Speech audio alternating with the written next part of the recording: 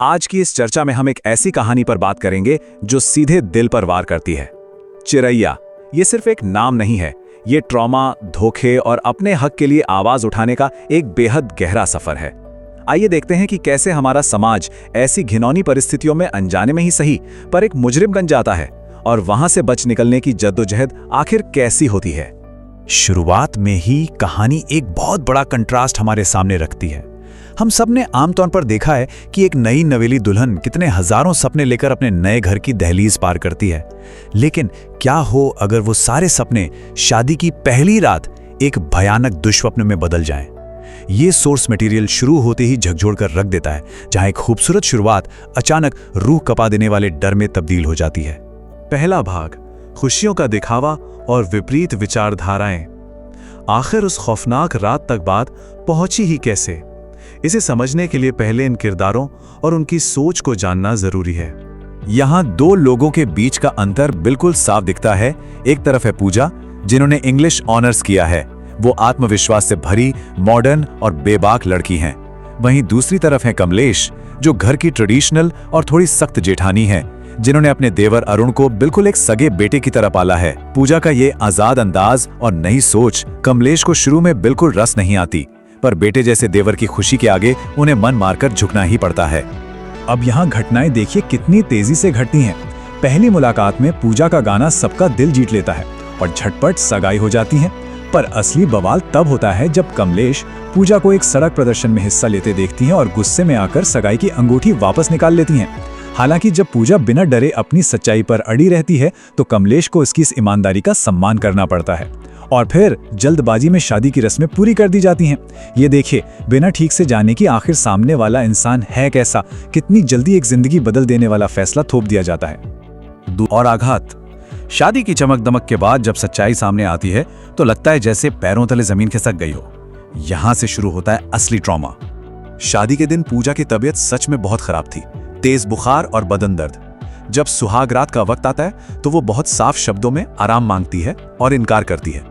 लेकिन दूसरी तरफ अरुण को देखिए।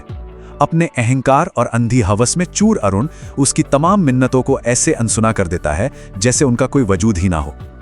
एक बीमार दुल्हन को उसी के नए घर में बेरहमी से कुचल दिया जाता है। इस दरिंदगी को उसके असली रूप में पहचानना यहाँ पर बहुत बहुत जरूरी है। हमारा समाज जिसे अक्सर पति पत्नी का प्यार बोलकर चुपचाप दबा देता है ना, वो दरअसल वैवाहिक बल यानी मैरिटल रेप है। ये किसी की सहमति और इंसानियत का एक खौफनाक उल्लंघन है। पर जब अगली सुबह पूजा आवाज उठाती है तो अरुण बहुत गर्व से इसे अपना बुनियादी वैवाहिक अधिकार बताकर उसके दर्द को बिल्कुल नकार देता है। धोखा यानी अपराध में अपनों का साथ। यहां से कहानी जो मोड़ लेती है वो उस फिजिकल अपराध से भी कहीं ज्यादा रोंगटे खड़े कर देने वाला है। अगली सुबह कमलेश के मुंह से निकली एक बात पूजा के कानों में पड़ती है कि औरतें जितना किसी बम के फटने से नहीं डरती, उतना अपनी इज्जत का तमाशा बनने से डरती हैं। ये वाक्य उस मासूम प्रोटैगनिस्ट के दिल में एक जहरीले तीर की तरह चुभता है। इसे सुनते ही उसे तुरंत समझ आ जाता है कि इस घर में आवाज उठाने का सीधा सा मतलब सिर्फ और सिर्फ अपनी इज्जत सरेआम उछालना होगा। ये डर और यही मजबूरी उसे वापस उसी घुटन भरे कमरे में ढकेल देती है। जब ससुराल में हर दरवाजा बंद दिखा तो उम्मीद की एक आखिरी किरण बची थी, उसका अपना मायका। पर वहां जो हुआ उसने तो उम्मीद ही तोड़ दी। उसकी अपनी माँ कहती है, ये सब तो पति पत्नी के बीच होता ही है, चुपचाप वापस जाओ वरना मैं अपनी नस काट लूंगी।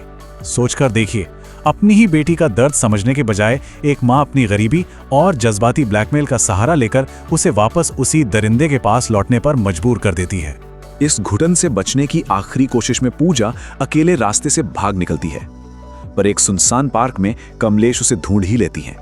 और जब पूजा रोते हुए उस रात का सारा दर्द और सच्चाई बयान करती है तो सच सुनने के बजाय उसे मिलता है गाल पर एक जोरदार थप्पड़।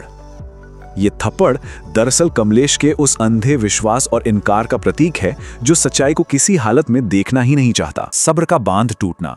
अब यहां से नैरेटिव एक ऐसी जगह जाता है जहां से वापस आना लगभग नामुमकिन लगता है। एक थप्पड़ के बाद प्रोटैगनिस्ट को घसीटकर वापस उसी शैतान के हवाले कर दिया जाता है। हनीमून की खूबसूरत वादियां भी इन जुल्मों को नहीं रोक पाती, दरिंदगी जारी रहती है।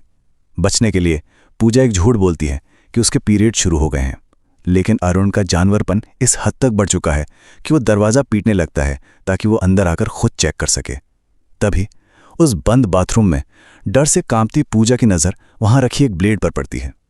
ये वो मुकाम है जहां एक फंसी हुई खौफज़दा औरत को बचाव में एक आत्मघाती कदम उठाने पर मजबूर होना पड़ता है। क्रूरता और आखिरी विद्रोह, ये दर्दनाक घटना आखिरकार सबको अस्पताल के उस कमरे तक ले आती है जहां सारे फर्जी नकाब चकनाचूर हो जाते हैं। यहां हकीकत का आईना सबके सामने आता है। अस्पताल में अरुण बेशर्मी से पूरे परिवार के सामने झूठ बोल रहा होता है कि इसे औरतों वाली कोई अंदरूनी बीमारी हुई है, लेकिन तभी एक लेडी डॉक्टर आती हैं और पूरे सच का खुलासा करती हैं।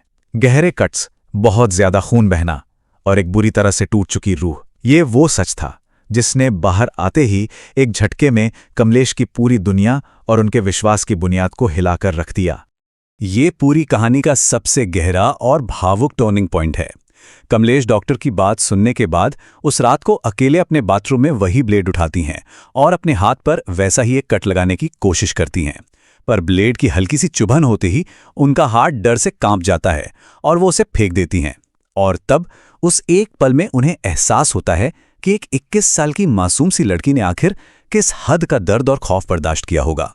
अगले दिन जब एक बिल्कुल ना पछताने वाला अरुण अस्पताल आता है और बेशर्मी से अपनी उस हाल में पड़ी पत्नी के पास जाकर फिजिकल होने की बात करता है, तो डॉक्टर का गुस्सा आग की तरह फूट पड़ता है। तू एक नीच घिनौना जानवर है, तेरे जैसों को गोली मार देनी चाहिए। ये सुनने के बाद वो सिक्योरिटी बुलाती हैं और उससे धक्के मारकर बाहर फेंकवा देती हैं। ये उन सारे लोगों की आवाज है जो जुल्म के आगे अब बिल्कुल चुप नहीं बैठेंगे। तो अब हम आते हैं इस चर्चा के सबसे जरूरी सवाल पर।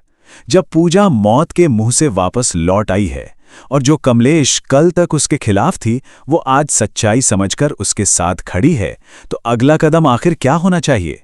क्या उस हैवान को माफ कर देना चाहिए या फिर उसे एक ऐसी सजा देनी चाहिए जो पूरे समाज के लिए एक ऐसी मिसाल बन जाए जिसे कोई कभी ना भूले? ये एक ऐसी बात है जो हम सबको डीपली सोचने पर मजबूर कर देती है।